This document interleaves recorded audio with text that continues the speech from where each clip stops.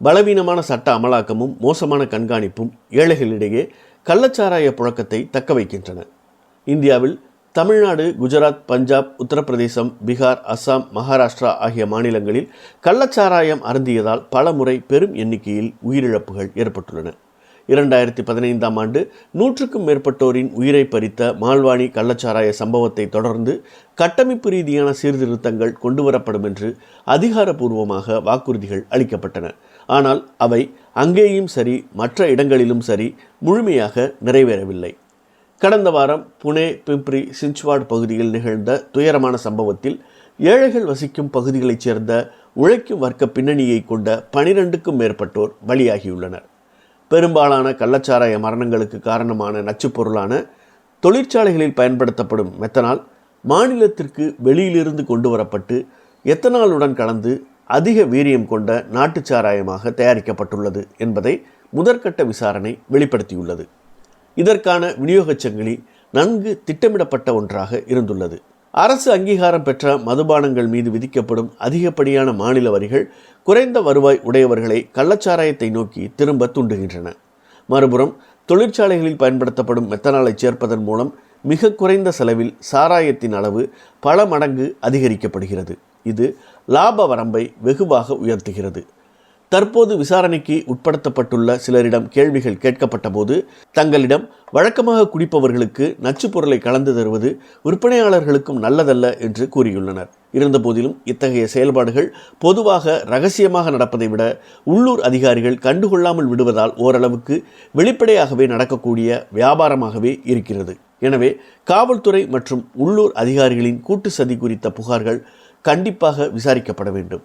இத்தகைய உயிரிழப்பு சம்பவங்களுக்கு பிறகு நடத்தப்படும் ஆரம்பகட்ட சோதனைகளில் சில்லறை விற்பனையாளர்கள் மட்டுமே கைது செய்யப்படுகிறார்கள்.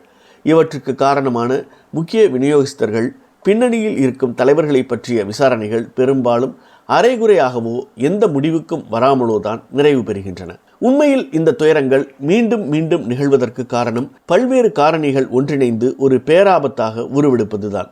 மெத்தனால் விநியோகத்தை கண்காணிப்பதில் உள்ள ஒரு பெரிய ஒழுங்குமுறை குறைபாடு என்னவென்றால் அது மிக எளிதாக திருடப்பட்டு கள்ளச்சாராய தயாரிப்பிற்கு திருப்பி விடப்படுவதுதான். இதில் பாதிக்கப்படுபவர்களில் பெரும்பாலானவர்கள் தினக்கூலி தொழிலாளர்கள்.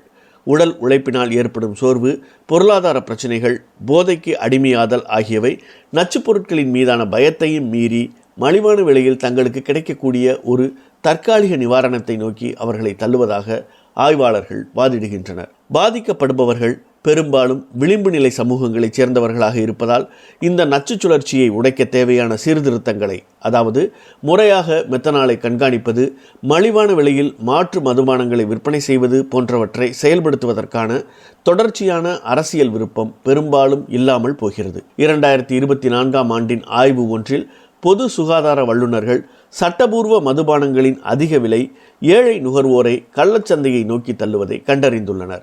இந்தியாவில் மதுபான நுகர்வில் கள்ளச்சாராயத்தின் பங்கு தோராயமாக 40% என மதிப்பிடப்பட்டுள்ளது. அதேபோல பீகார் மற்றும் குஜராத் போன்ற மாநிலங்களில் விதிக்கப்பட்டிருக்கும் முழுமையான மதுவிலக்கு அந்த சந்தையை குற்ற கும்பல்களின் கைக்கு மாற்றக்கூடும். அங்கு தரக்கட்டுப்பாடும் இருக்காது, கண்காணிப்பும் மோசமாகவே இருக்கும். மேலும் சட்ட ரீதியான ஆய்வுகளின்படி பெரிய புள்ளிகள் அரிதாகவே பிடிபடுகிறார்கள்.